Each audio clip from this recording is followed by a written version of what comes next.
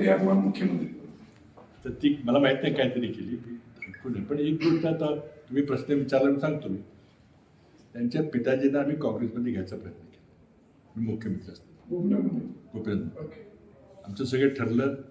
सोनिया गांधींची परवानगी घेतली. त्यांनी माझ्याकडे मत मागितलं की मला मी राजीनामा द्यावा लागेल मला खासदारकीचा, पण मला मंत्री करा कारण मला निवडणूक लढावी लागेल. आणि दोघं म्हणजे भाजपचे नागपूरचे दोघं आहेत ते मला काही निवडून मिळणार नाही. तिथं त्यावेळेला जातीवादाचा विषय होताच मला मंत्री करा. मी त्यांच्याशी बोलताना सांगितलं म्हटलं काय हरकत नाही म्हटलं कॅबिनेट मंत्री तर एकदम शक्य वगैरे माहिती म्हटलं राज्यमंत्री स्वतंत्र बरोबर करता येईल. आमचं सगळं ठरलं. ते गुप्तपणे आले. मी महाराष्ट्र सदनाला राहता एका हॉटेलमध्ये राहिलो कोणाला कळू देतो त्यावेळेला माणिकराव ठाकरे अध्यक्ष होते.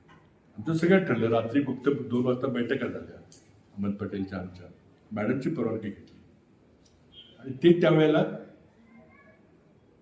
भाजपचे विरोधी पक्षाचे उपनेते होते मोठ्या पदावर पण अत्यंत अस्वस्थ होते. त्यांनी काय काय सांगितलं मला ते काय बोलणार नाही. ते म्हटले मला एक दोघं मला निवडून दिसणार नाही कोण नागपूरमध्ये म्हणून म्हटलं मला काहीतरी पद द्या. तर मी म्हटलं ठीक आहे. मी तेव्हा पंतप्रधान कार्यालयाचं राज्यमंत्री आधी होतो नंतर मुख्यमंत्री होतो. हे मुख्यमंत्री असतानाची गोष्ट झालं. मी नंतर मनमोहन सिंग यांना भेटायला गेलो तर माझी आयुष्यातली राजकीय सर्वात मोठी चूक झाली ती की मी पंतप्रधान न विचारता सोनिया गांधींना विचारून हो म्हटलं चला जमेल. पंतप्रधानांना बोलवलं म्हटले तू हे परस्पर त्यांना आश्वासन दिले का. लगेच लक्षात आलं म्हटलं हो नाही मी मॅडमला विचारलं पण तुम्हाला विचारायचं चुकत झाली नाही. तर म्हटले एका भाजपच्या सत्ताधारी विरोधी पक्ष गटनेत्याला आपल्या पक्षात घेऊन त्याला मंत्री केलं ती लाच दिल्यासारखे मी बिलकुल करणार नाही. पहिल्यांदा ते माझ्यावर रागवले. मला डोक्याला मी हात लावला म्हटलं काय किती मोठी चूक आहे. आणि मग नंतर आलो म्हटलं तर काय ह्यात मार्गच नाही ना विचारायला पाहिजे होतं ना. माझी मोठी चूक झाली. शेवटी मंत्रिमंडळ करायचा अधिकार कोणाचा असतो. सोनिया गांधींनी मान्यता दिली ठीक आहे पण शेवटी मंत्रिमंडळ ते करतात. मी काय बोलावं मी कुठं लपवावं तो मला कळत नाही. मी आलो आणि शेवटी सांगितलं सॉरी ते काही शक्य होणार म्हणजे फक्त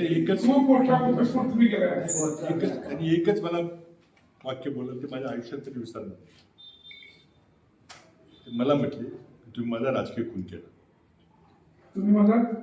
तुम्ही माझा राजकीय खून केला होता. वस्तुस्थिती होती. कोणी बोललो नाही काय बोललो काही ठिकाणी पण वस्तुस्थिती पंकजा ताईंचं नाव काढलं म्हणून सांगितलं. घटस्फोट केला त्याच अनुषंगाने पंकजा मुंडेंची काय शक्यता वाटते ते मला माहित नाही.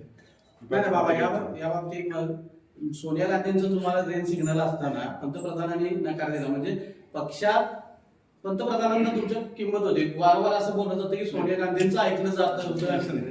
पक्षात घ्यायला सोनिया गांधींनी मान्यता दिली.